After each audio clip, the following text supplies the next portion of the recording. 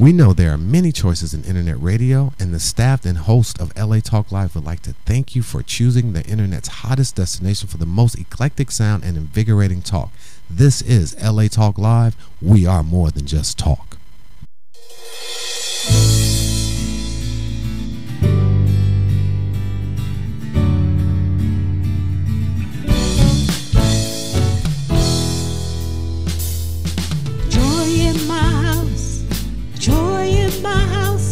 Joy, I got joy.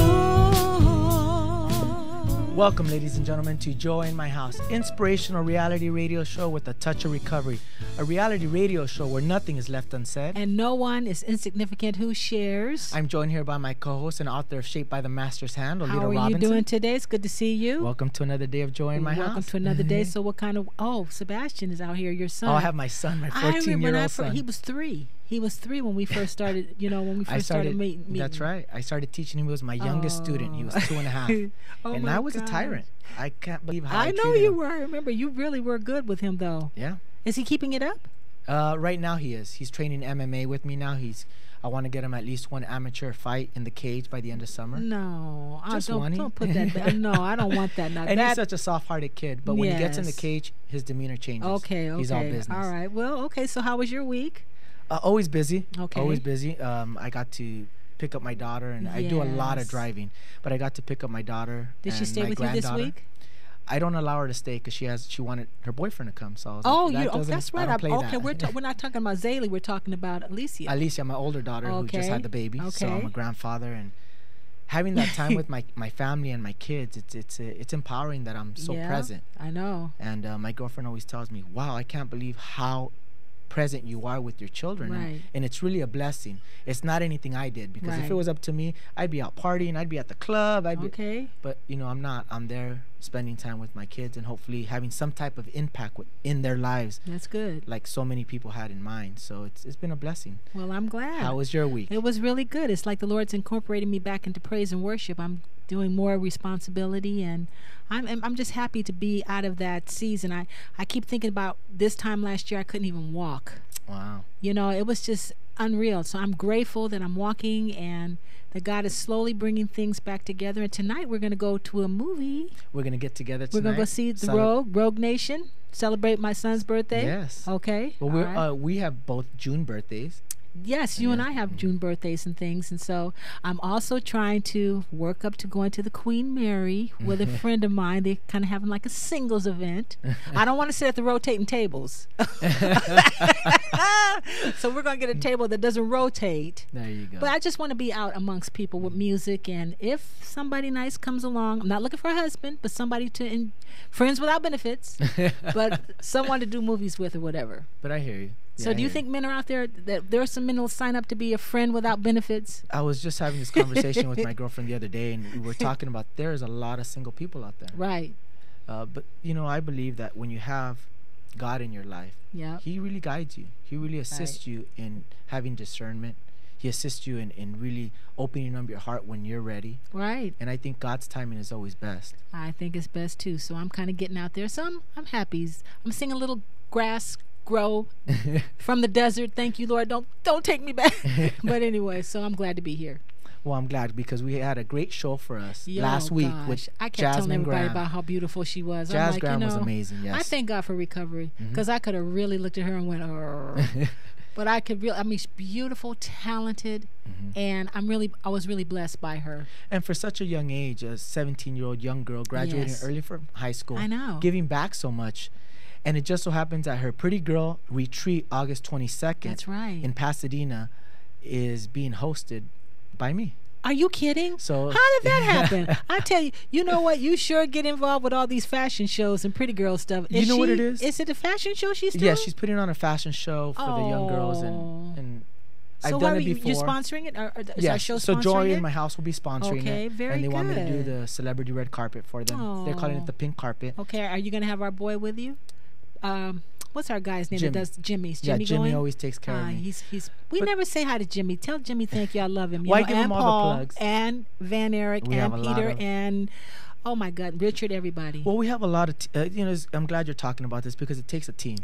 Honey, without Nobody one. does this alone. No, we don't. And we're in this together. No, we don't. Especially having a platform like this that represents God and talks about the work that God does in our lives. Right. We can't do this alone. And when we first walked in, I felt like Van Eric and Richard were family from the very beginning. I mean that with all my heart. So we cannot do it without one another. We are a team. That's right. So, well, we have a great show for you today. Yeah. I want you to know another that you pretty can lady. I find can't us. take it. When is going to bring some more handsome men since Kevin Paul's here and Greg? I believe this nice looking gentleman over there, and you guys. But hey, help a sister out. I want to thank you for you guys being a part of the joy that we have in our house here on Joy in My House. I want you to know that you can find all of our archive shows here on the network's website on www.latalklive.com.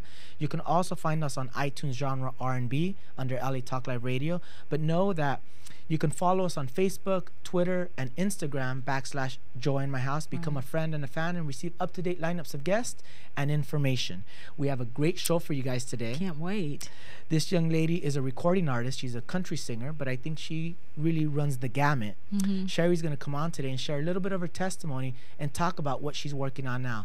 Ladies and gentlemen, this is Joy in My House. I want you to stay tuned. We're going to come right back.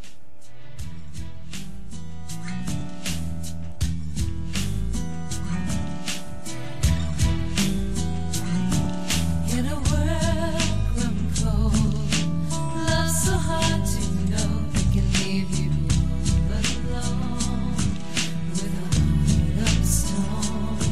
I get scared sometimes, like a little child without her wings to fly. I wanna touch the sky. I need love. I need tenderness. A little sensitivity. What's wrong with gentleness? I don't need a hero, just need a hand to hold, to share happiness. I need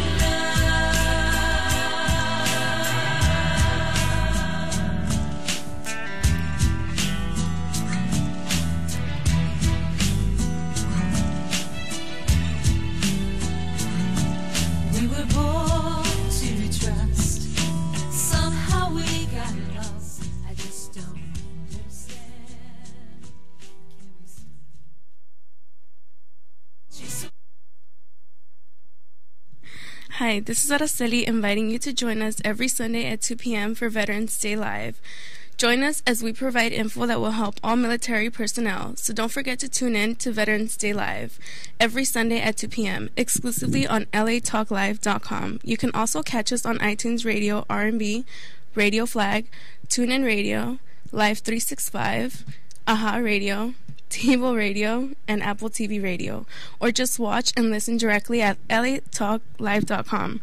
Reality radio handcrafted for your listening and viewing pleasure. This is LA Talk Live, and we are more than just talk. Hey, this is Trisha Mann Grant, and I am inviting you to join us every Sunday at 4 p.m. Pacific Standard Time for Gospel Rhythms Heaven's Party here on Earth. And join us as we talk to the Christians, just not any Christian, but all Christians of entertainment and all walks of life. Don't forget to tune in to Gospel Rhythms Heaven's Party here on Earth every Sunday, 4 p.m. Pacific Standard Time, exclusively on latalklive.com. You can also catch us on iTunes Radio, R&B, Live 365, Radio Flag, TuneIn Radio, AHA Radio, TiVo Radio, and Apple TV Radio. Or watch and listen directly at latalklive.com. Reality radio handcrafted for your listening and viewing pleasure. This is LA Talk Live, and we are more than just talk. Trisha.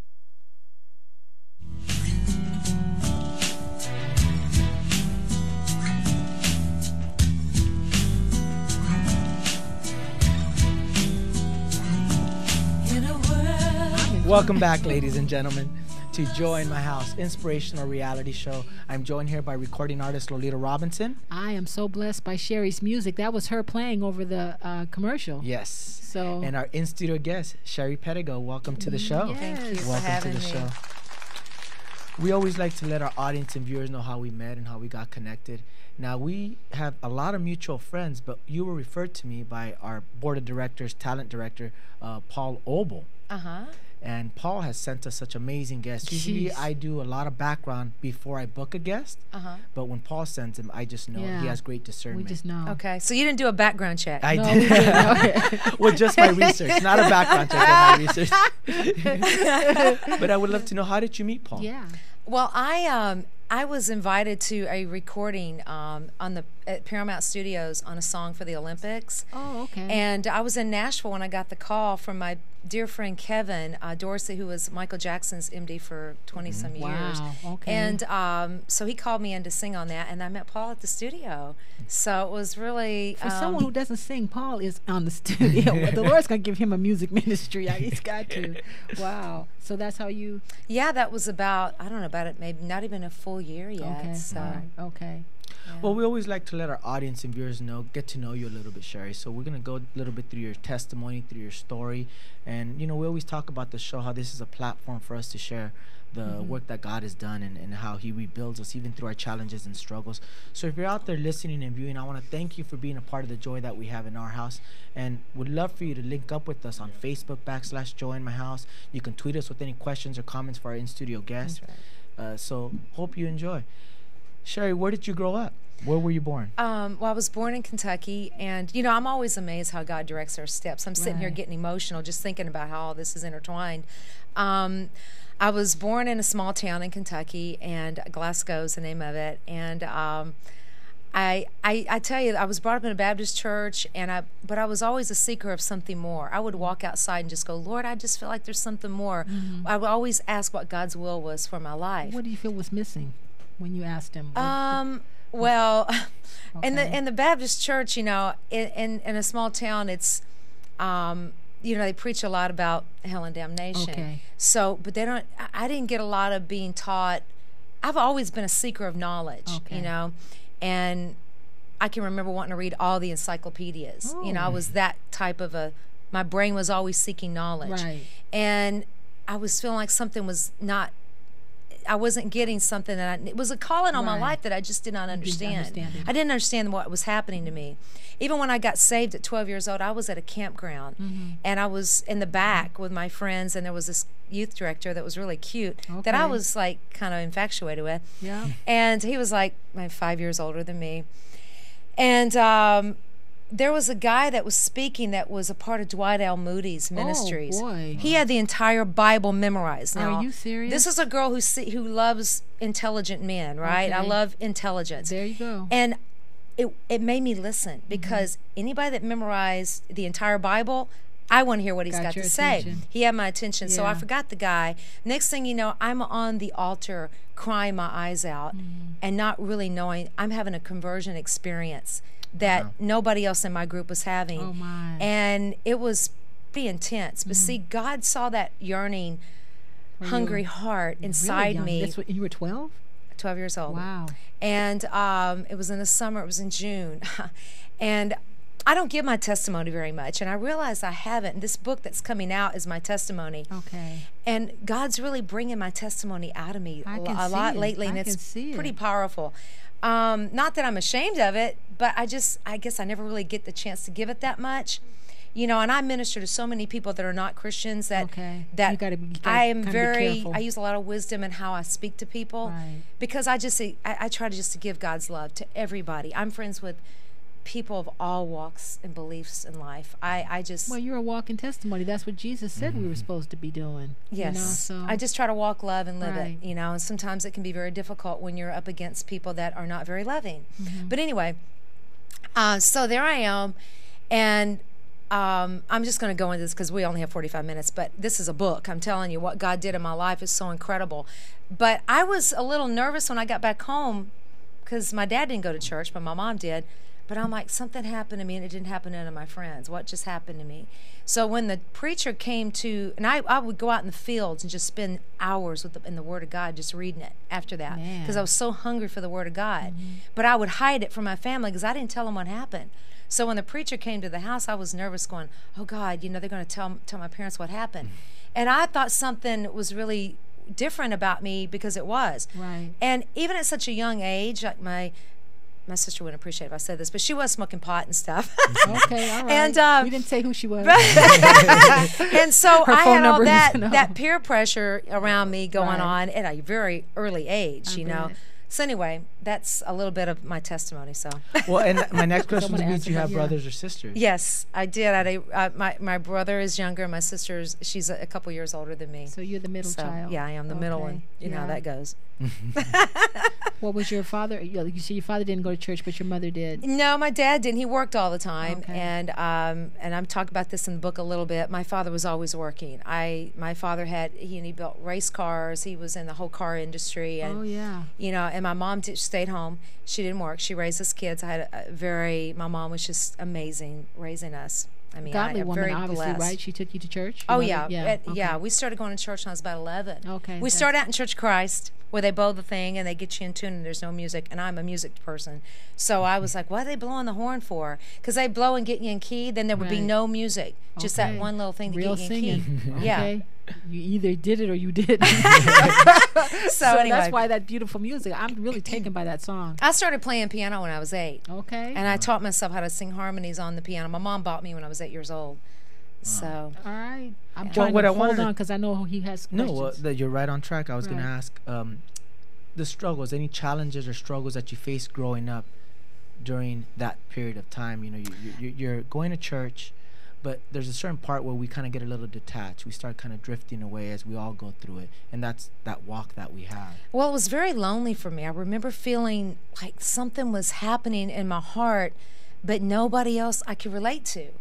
Like all my friends were, I mean, we were young, but we were, you know, they were drinking and in school, you know, the peer pressure of partying Yeah. was pretty Right. strong. Yeah, and, that's true. And everybody was like, by the time I'm 16, I think everybody had slept with somebody except for me. And I was like, okay, God, I got to go get drunk just so I don't have any conscience. Yeah, and I right. did. Okay. And there was this guy who was a preacher's kid that I was absolutely in love with. I'll never forget him, Michael Ferguson. Oh, I'm I don't know. sure I he- would love now to know you where that said guy it. I went. didn't- I know I said it, but I don't even know where he is. But I would Okay. love to find that guy. Okay. But he was my first real crush, and he was a preacher's kid, but he was wild. Okay. And Aren't they usually- They talk about those PK kids. We have a lot of PK Only kids who man come who's and share ever their known me testimony. was the son of a It's preacher interesting. man. I know, right? Is that one of the first songs you started singing? He's the son of a preacher There you go. man. Mhm, yeah. So I was gonna go out with this guy, and I was just gonna. I drank a whole fifth of whiskey, and my mom knows this Oh, story. wow. I did because I was Was your like, I'm- first time out? yeah, with him because I Girl. was determined. I'm going to sleep with this guy because he, you know, everybody else is. I've just got to do this, you know, to get the guy. So that's what it was in my head. Okay. But the conviction of the Holy Spirit was always there on me.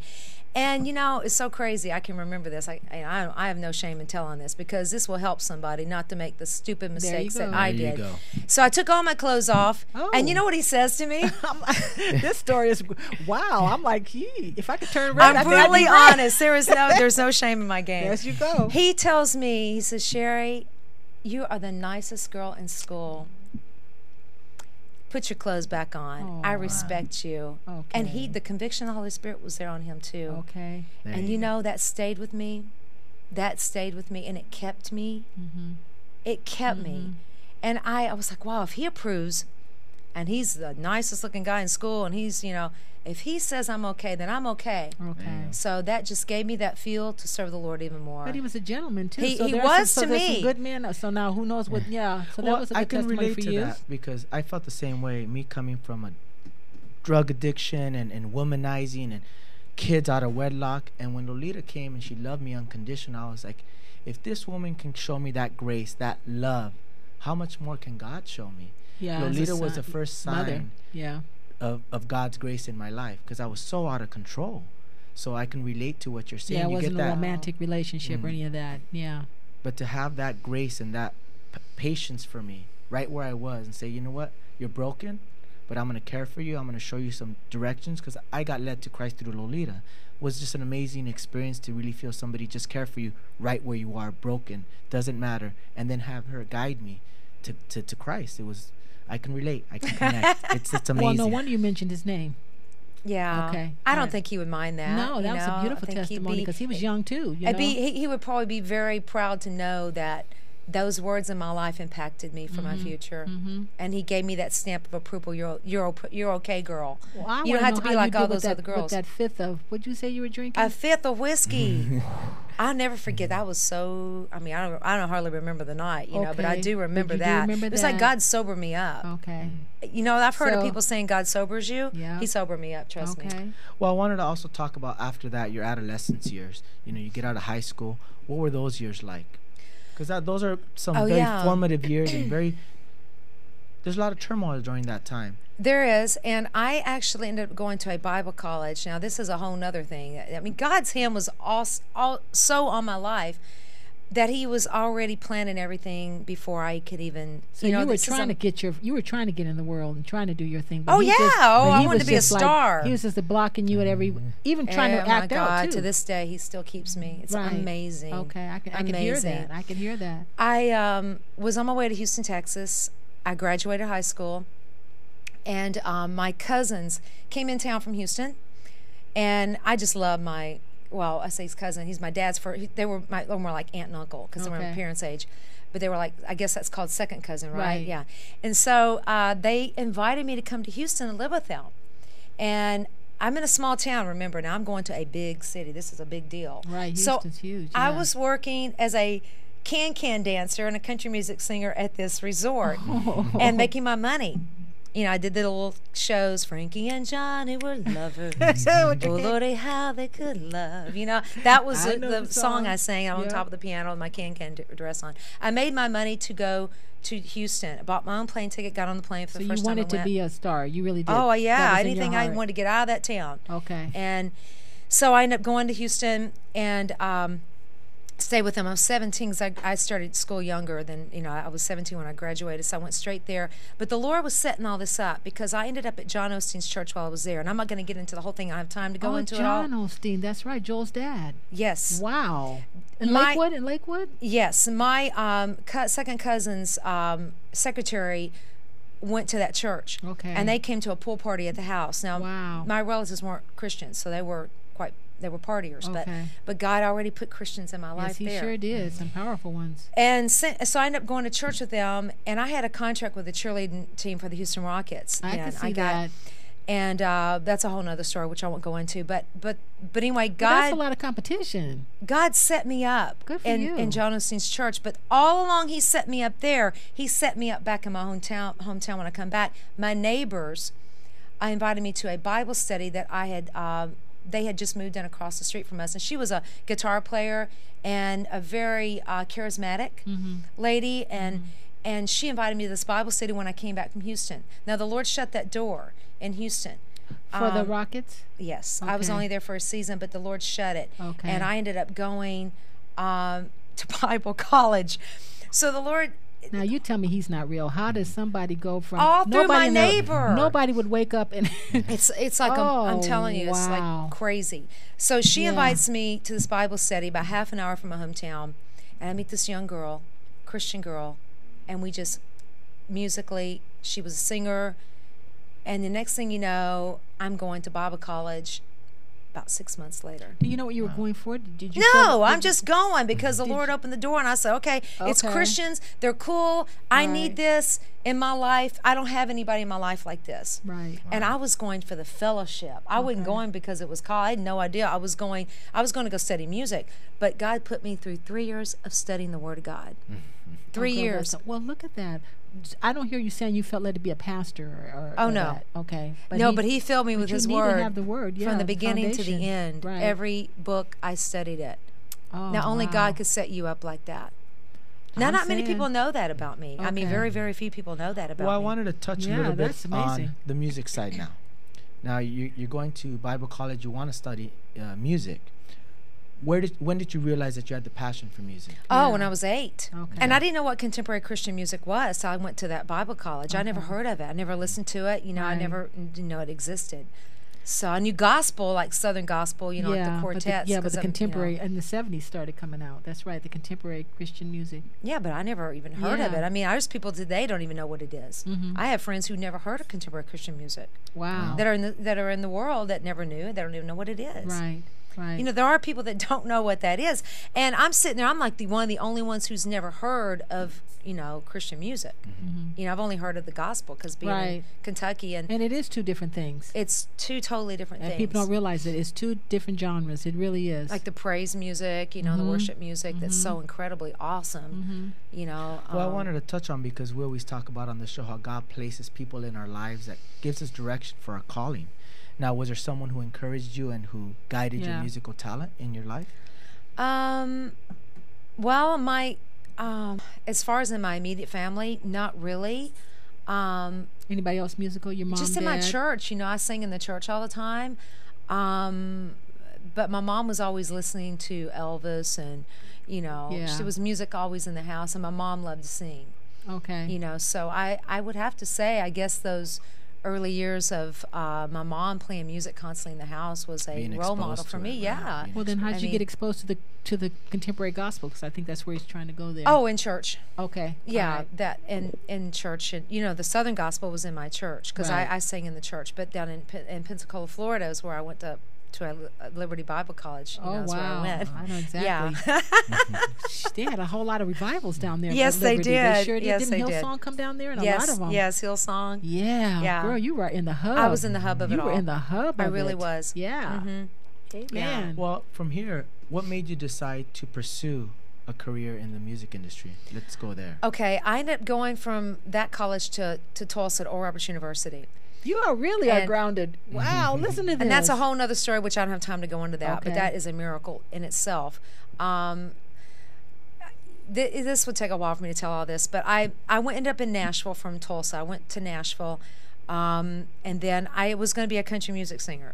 I'm not laughing. Listen, what I heard, And so I did have a developmental deal, and that. What does that mean for somebody who's out they're there? developing you. Okay. And I had a manager and financing and everything behind me. We cut 3 songs. I didn't write any of those songs. They picked them for me.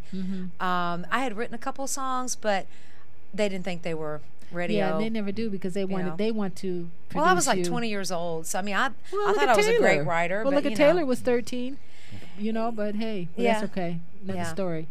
But so you know, all that led me to California. So it didn't work in Nashville, or I got disillusioned by that whole industry. Okay. And the Lord opened up a door for me to come to. I sang at what's called the Cowboy Church in Nashville, which is Johnny Cash's sister, and they have and held in a theater. Really cool. I mean, it's just really, really cool. And they became like my pastors and my mentors. Okay. And Joanne's she's just an amazing woman, and.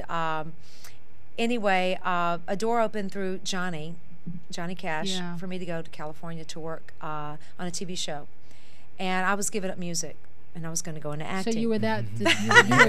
I was that disillusioned by the industry. Can you share a little bit, because I'm sure we have people out there who doesn't mean not to follow your passion, but was it like a reality check or you know? Well, let's just put it this way. I was still, you know, my beliefs were very strong and my morals were very strong. So I was not willing to compromise my morals. So let's just leave it at that. Very well said. Okay, very well said. So there's still an element of that.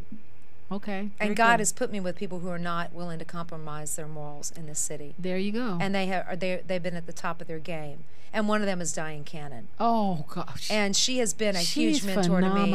And I didn't even know who she was. And God put me right with her when I got here to sing and be a part of her God's parties. I was her lead because the Lord singer. took it. Well, she was out of acting at that point, but I know she was ministering quite a bit. Well, let's talk about that because you left where you were to come to California. How was that transition? Because I think a lot of people out there who are listening and viewing, they're in transitional phases. They're going to another season in their lives, and they're right now maybe hopeless or destitute. They're like, what direction do you have for me, God? Well, I can tell you the feeling I had. I just felt it just now when you asked me that question. I remember walking those streets in Nashville downtown with my buddy Butch. I will never forget this. And Butch ended up moving out here later too. He's married now, living out here, which is ironic how he ended up coming here. But we were young, you know, inspiring artists, and he was a musician, and we were talking. I said, Butch, I walk these streets, but I feel like I'm walking in a place I don't even know. It felt like I was in, and the only other way I know to explain this is how the Egyptians must have felt when they were leaving Egypt. You mean the Israelites? Yeah, I'm Right, sorry. right. The Israelites, when they were leaving that place, and they were going to a place in which they did not know, in which God was guiding them.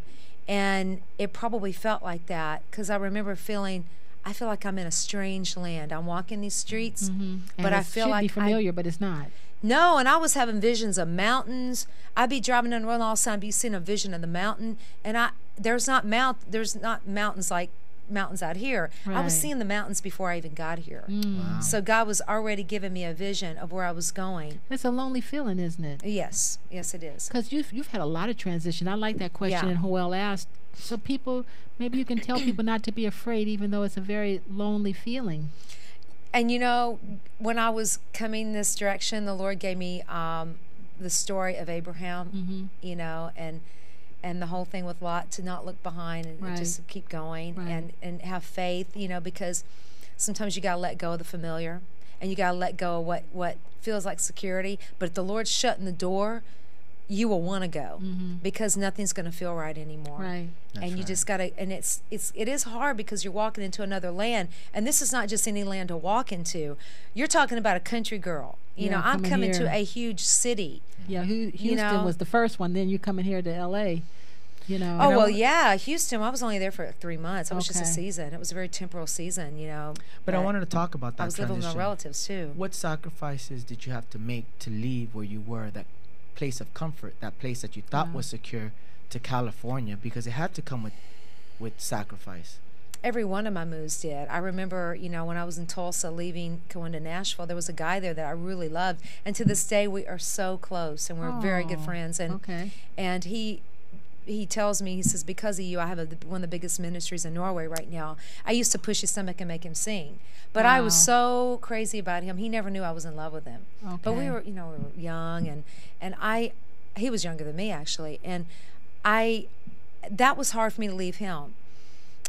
Leaving Nashville, coming to California, I left another boyfriend behind, and that was hard too. I mean, it seemed like I was always leaving a guy. Not that I wanted to. And this, of course, the guy in Tulsa wasn't my boyfriend, but we were like best friends, you know. But it was really a very Right. young situation. He was Christian, but the guy in Nashville was a guy that I was trying to get to become a Christian, and I got weary of that too. And he was in the midst of all that stuff that was going on with me musically.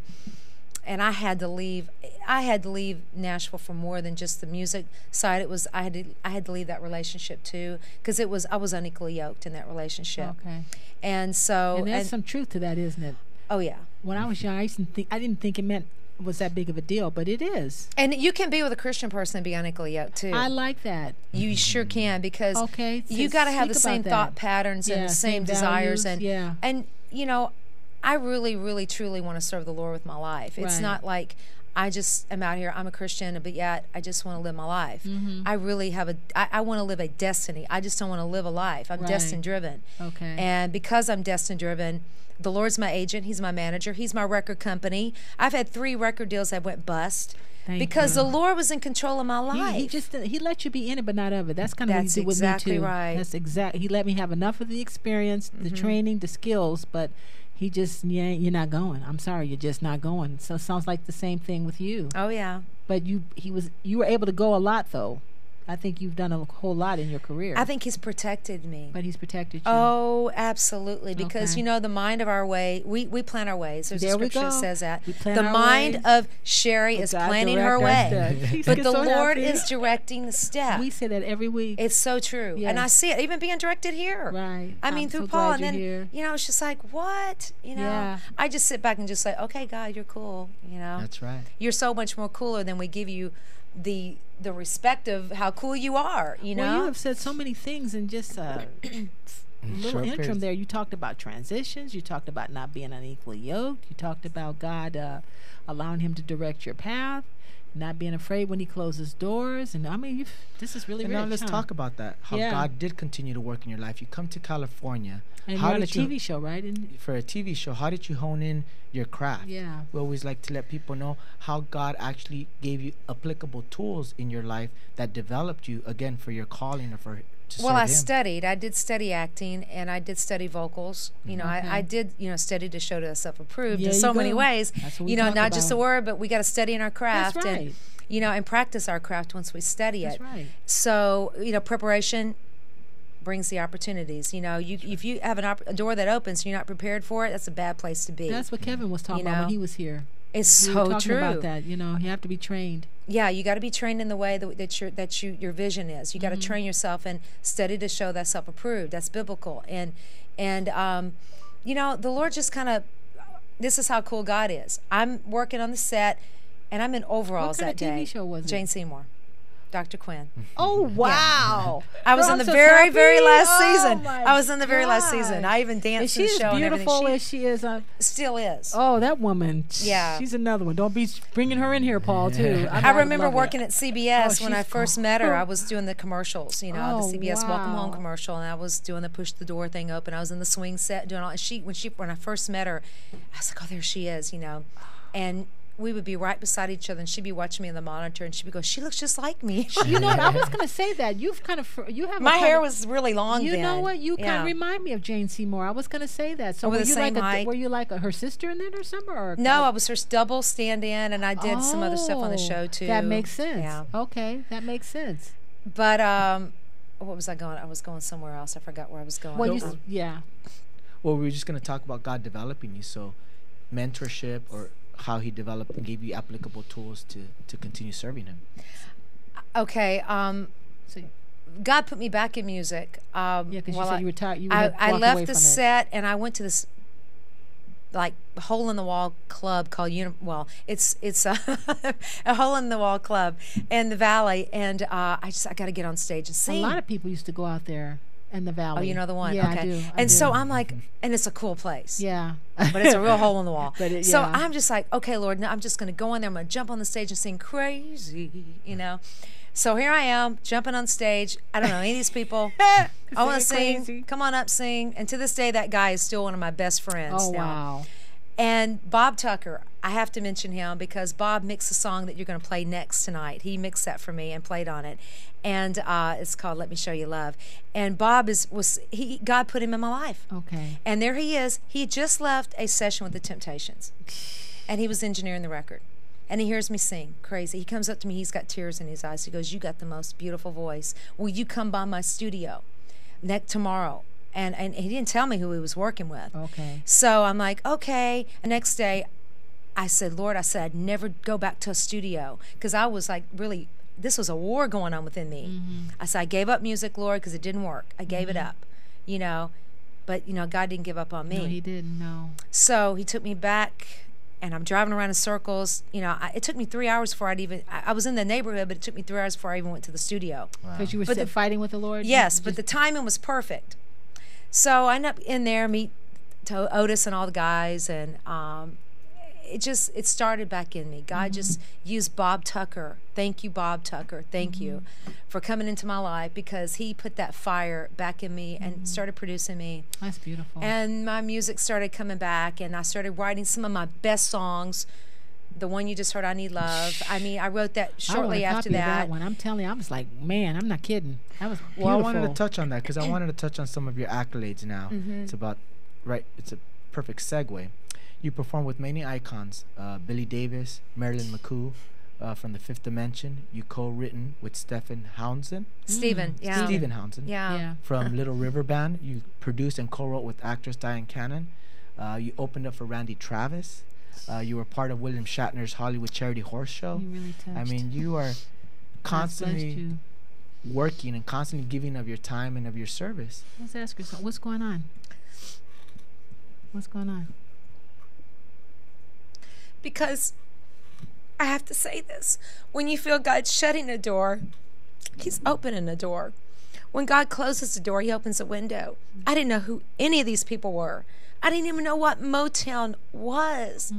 God put me with so many. I mean, I've been on stage with Patti LaBelle. I mean, I've been so blessed, and I mean, I really have been, and I've been able to minister to every one of these people. This is beautiful. And it's just, you know, God, I didn't mean to cry, but no, I mean, it's just. Please don't apologize. Sometimes we forget where we've been because we're always focused on where we're going. But it's such a testimony to the Lord that how grateful you are to see what he did in your life. Yeah. Because sometimes we forget where we've Yeah, been. yeah. Because we're so focused on what's going on right now. Right. We get caught up in that. And we forget to thank God for the places we've been. That's why he says your testimony is so powerful. Yeah. You know, you overcome by the blood of the Lamb and by the word of your testimony. I'm really touched by this. I really am. How grateful you are. Because I don't think it came without a price, though. No, it did not come without a price. So Joel's probably going to get into And that. I don't know that's, about the... that's the Yeah. most important Yeah, part, that these yeah. sacrifices, the I'm sure you went servitude through a that lot. we have. I'm sure you going went through a one lot. right now. Okay. Yeah, I just went back to Nashville 2 years ago after my mom got sick, and I fell for a guy, and I thought he was a strong Christian guy, and he wasn't.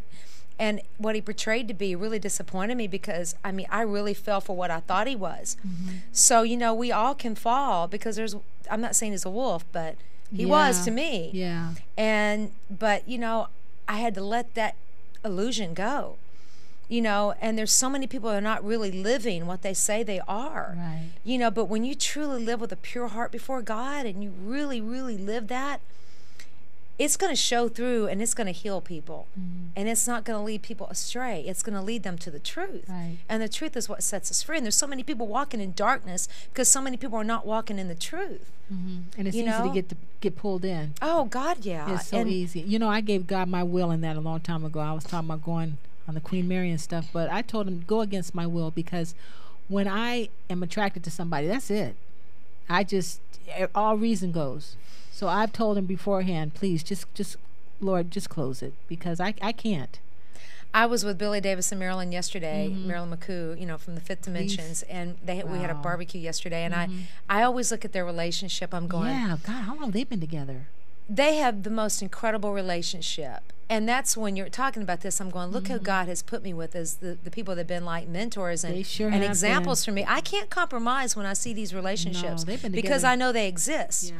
You may say they don't exist, but they exist and they have been together. But the reason why they stay together is their purity before God and how they honor one another. I watch them and God is amazing how he puts you with people. That's why it was easy for me to, when I saw the truth in this person in Nashville who portrays before himself in the world, because he's on a platform, I see different behind closed doors. Oh, and I'm going, you wow. are not who you say you are on that stage. Wow. But they are who they say they are on that Okay, stage. okay. And Diane Cannon is who she says she is on that stage. And I will stand up for them in any place if anybody speaks against them.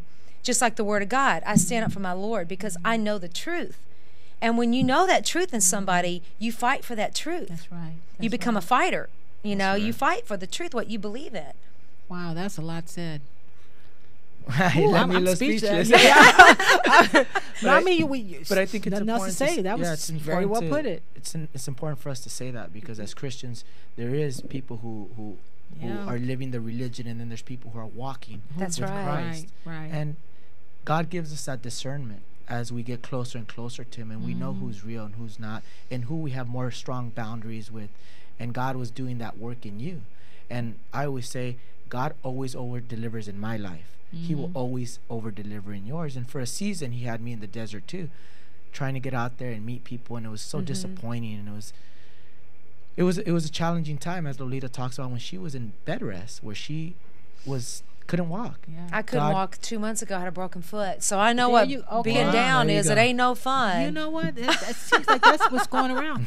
Well, I don't know if you're going to talk about family. Were you ever married? Kids? No, or never anything? married, no Okay. kids. Do you feel bitter behind that? Bitter? Yeah, No, not at all. that's beautiful. have a Because girlfriend I know talked that about God has the perfect guy for me, and He's not going to allow me to walk and continue in a mistake. Good for you. Good for you. Well, ladies and that was a gentlemen, mouthful. We're going to have to take a break on that one. When we come back, we're going to talk about Sheri and her excerpts from the new book, Redeeming the Screen, and one of her others. We're actually going to play one of her songs, Let Me Show You Love. When we come back, ladies and gentlemen, this is Joy in My House. I want you to stay tuned. We're going to come right back.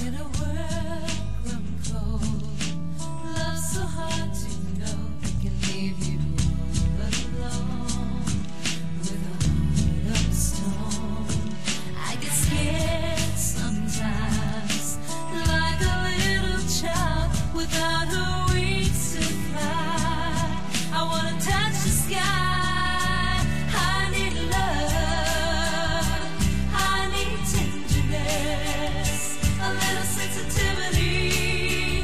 What's wrong with gentleness? I don't need a hero, just need a hand to hold, to share happiness. I need love.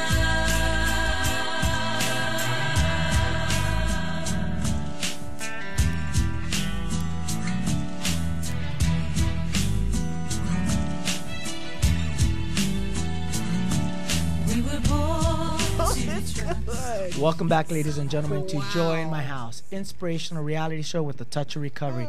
A reality show where nothing is left unsaid. And no one is insignificant who shares it. And I'm telling you, I am just blown away by this lady today. I'm joined here by my co-host Lolita Robinson, Hello. a recording artist. Hello. And our in-studio guest, Sheri. Welcome back to the show. Yes. I didn't go too far. No, she Now, you just heard Sheri Pedigo's new song, I Need Love. Let's talk about that song. Yeah. Actually, that's not the new song. That song, I wrote that song when I first moved to LA. wow. I Need Love, Je besoin d'amour, for all you French people out there. Okay. That song was written, oh boy. You know, I had this date with this guy. I'm just going to go into it just a tidbit. And I met him at Paramount Studios, and he asked me out to go to the theater show. And I'd never been to a theater before, so this was cool. I was going. When you say theater show, what do you mean, like a play? A play. Yeah. Okay. So I've never been to a play. All right. So I went, and the whole way there, he talked about every girl he slept with. Oh. And then when we got there, I couldn't see the screen because, I mean, not the screen. I couldn't see the actors because the guy in front of me, well, I hate to say this, but he took up 3 seats. Oh, and okay. I couldn't see anything. And so the guy I'm with is to the right of me. Of course, he's taller than me. He gives me his jacket to sit on. Instead of switching seats with me, he gives me his jacket. Oh, boy. Now, this guy was a pretty well-known actor, you know, and anyway, so we left there. Then he decides he wants to walk. We're in Pasadena, and he decides he wants to go look at books on cars at this bookstore. And now, my dad, you know, I'm around cars my whole life. So you knew everything. I know, probably knew more about cars than he did. And he had this guy had he had to show me all his cars when we got back to the house because he had so many antique, amazing cars. Mm-hmm. And of course, I dig that stuff. You know, I grew up on it. But, you know, I grew up on it, so it wasn't like I didn't really need to be seeing all that. Right. Needless to say, I get home, I was so... Then he wanted to try to sleep with me when we get back. He wanted to try to get me up to his place. Like, no, dude. So I went home, and I was so upset. I cried, and I sat down and wrote, I Need Love. In a world grown cold, love so hard to know. You just felt empty? I did. From that experience? I felt... Here was the heartthrob of probably everybody, whatever you... without going there, but it was just an empty experience? Well, this guy also proclaimed to be a Christian. Oh, goodness. So that's a lot. You know, I'd had enough of that. Okay. So I wrote it. I mean, it just flew out of my spirit. I'll never forget writing that song. And I hadn't been in L.A.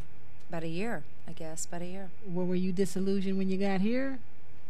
Well, I really, you know, I didn't date a lot because I was still, you know, But you said about the music business earlier, so it seems like you were more mature. Well, I was dating actors. I was around the film industry, so all I was meeting was actors. And that's what they are. Yeah. Well, not all of them. Some of them. Some of them. I didn't say that. But anyway. Don't worry, we don't run in that circle. So. Oh, Lord. Okay, I didn't say that. We don't run in that circle, so don't worry. So I wrote that song, and my friend Kenny Metcalf, who I'd met at church, Kenny was with the group Striper. I know. Oh, and I used to love Kenny Striper. was at the church I was singing lead with Leon Patillo with at the time because I started doing ministry in Long Beach at the Queen Mary. At the Queen Mary. Yes, with Leon Patillo. I was singing backup with him. Gosh. And Kenny was, you know. Striper's not together anymore, right? Oh, yeah. Are they really? They still? You got to get me in. Yeah, but Kenny's not with them anymore. He was with them for a season. Okay. But he ended up, that's him on the piano playing that. He did those beautiful arrangements on there, which was incredible.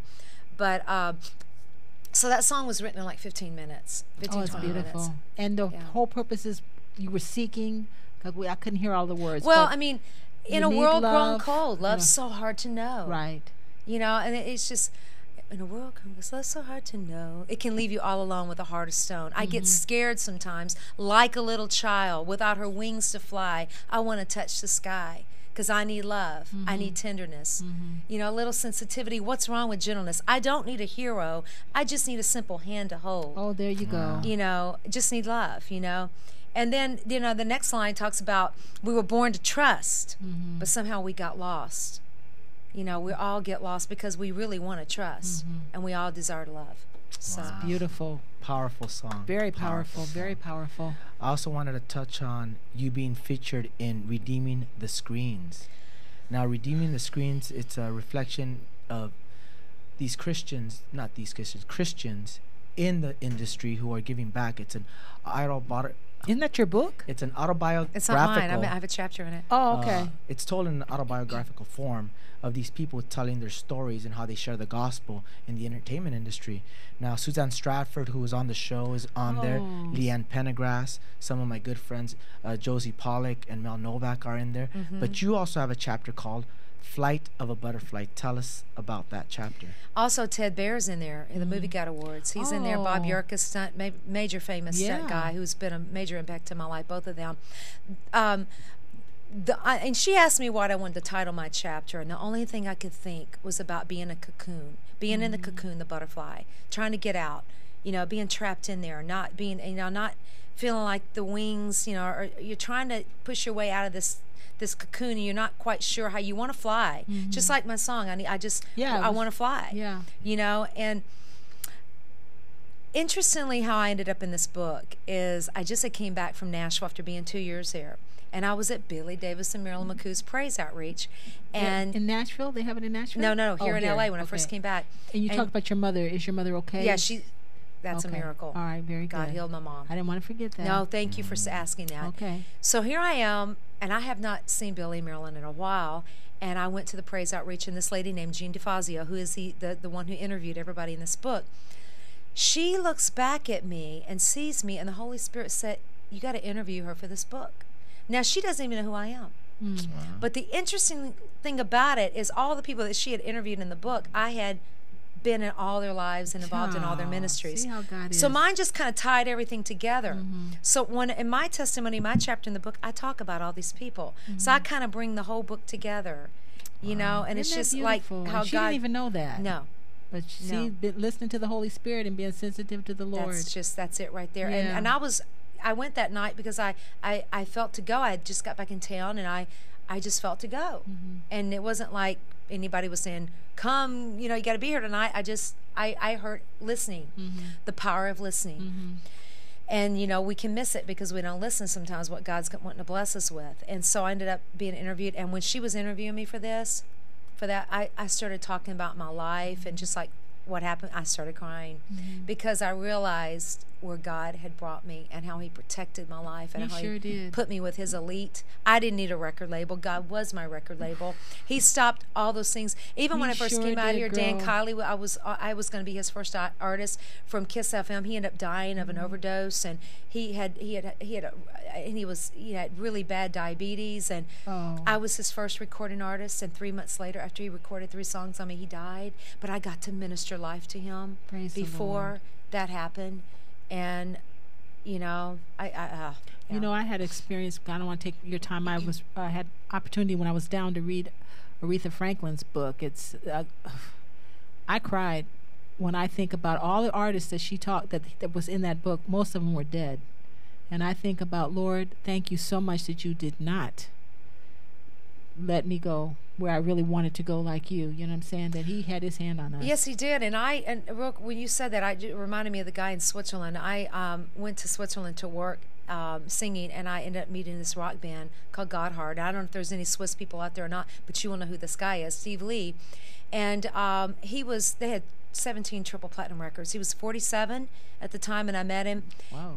But ironically, how I met 47. them, I was performing at a grotto in Tesserette, Switzerland, in the Italian part, Ticino. And the lead guitar player heard me and came up to me with tears in his eyes. He said, "You had the most beautiful voice." It was like a whole nother thing I was hearing all over again. And I was singing "J'ai besoin d'amour," I Need Love, that song. I know. And it touched his heart. He said, "You need to meet our lead singer." And long story made short, I ended up on that record, their next record called "Need to Believe," his last record before he died. He was killed in a motorcycle accident, and I got to witness to him. And they called that record "Need to Believe" because I told him, if you give the world something to believe in, that it would be your biggest selling record of all your life. And it was. I was prophesying to him, not even knowing I was being prophetically used. I didn't know I was prophetically speaking into his life. I had no idea. And he died. And it was their biggest selling record. They called it Need to Believe. So you give the world something to believe in. It was in 2009. It will be your biggest selling record, and it was. And when I first moved back to Nashville, Daryl Waltrip has a men's prayer breakfast, and I hadn't been in town 2 weeks. Was invited to sing at that. I was the only girl that ever had been there in the 25 years that they had that. And I started singing with the guy that invited me. And then there was a guy from Switzerland, from a big network in Switzerland, and somehow or another, I don't know how it happened, but they ended up asking me to give a bit of my testimony. So we've never done this before, but we feel led to ask you to give your testimony. And I did, and I started talking about this, and he stood up. He goes, "Oh my God, you're the girl that wrote the song with Steve Lee." He knew who I was. Oh, and that man. I had been back in town 2 weeks. Look how God works. And they were at this small place in the country in Franklin, Tennessee, at a men's fellowship, and there I am 2 weeks back in Nashville. And it was like, whoa. Well, you know, if nothing else, you're letting everybody know God is real, and He does have a plan, and we do plan our ways, but He does direct our steps. That is my favorite scripture. I just can't believe this. Wow. Sheri Pedigo, I want to thank you for coming on the show. I want you to let people know, where can people find out more information regarding yourself? I know you have a website, sheripedigo.com, but your handles, do you have an Instagram? Do you have a Twitter? What do you have? I do Facebook, Twitter, Sheri Pedigo, SHERIPEDIGO.com. If you go on there, there's links to every one of my sites: Facebook, Twitter, Instagram, LinkedIn, all of those. I'm on them. iTunes, you can find my music on iTunes. Reverb Nation, it's under Angel with Soul, reverbnation.com, Angel with Soul. All right. Angel with Soul. Well, I want to thank you for coming on the show. The show is coming to a close. We like to ask this of all of our guests. The name of the show is Joy in My House. It's one of Lolita's single off her first CD. And the premise is the joy that we have in the midst of our challenges, but also in the midst of our praise, in the midst of our successes. What does Joy in My House mean to you in today's day and age? Joy in my house is in my heart. And if joy is in my heart, then I can spread that joy and let it be contagious to the world, no matter where I'm at. And to keep joy, and to know the joy of the Lord is my strength, no matter what I'm going through. His joy in my heart, staying grateful, and that fills my heart, and my heart is the house of God. Amen. Amen. Very well said. Thank you for coming Sheri, on. thank you again for coming on. Beautiful. Thank you for coming on. Really beautiful, outside and inside. I want to let all of our listeners and viewers know you can find all of our archive shows. If you missed today and you're just catching the end of today's show, know that you can go to www.latalklive.com and you can watch all of our archive shows. Just click on Join My House, click on shows, today's date, and you can watch Sheri's full interview. I want you to catch us live here every Sunday at noon with life-changing stories filled with hope, faith, and talent that will inspire you. This is Joy in My House. I want to thank... Isn't her song going to play too? Yes. Going out good. I want to thank Lolita Robinson, my co-host, Sheri, for coming on, my producer, Van Eric, Paul, who booked our guest today. I want to thank all of you for being so faithful and giving us the joy that you have in your house over here. And we're going to close out today's show with Sheri's song, Let Me Show You Love. Let Me Show You Love. Thank you guys. You guys have a blessed day, and we'll catch you live every Sunday here at noon. This is Joy in My House. Bye.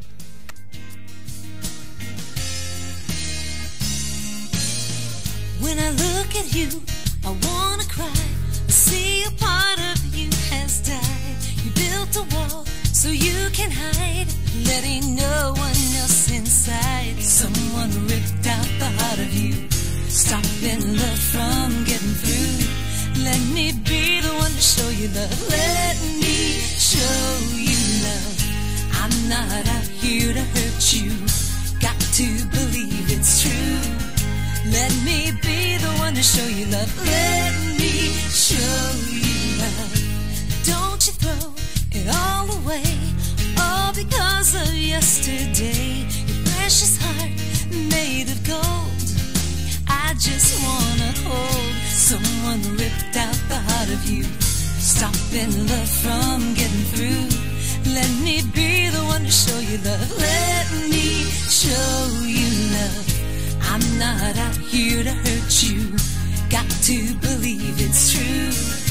Let me be the one to show you love. Let me show you love. So let me take your pain away. Make no mistake,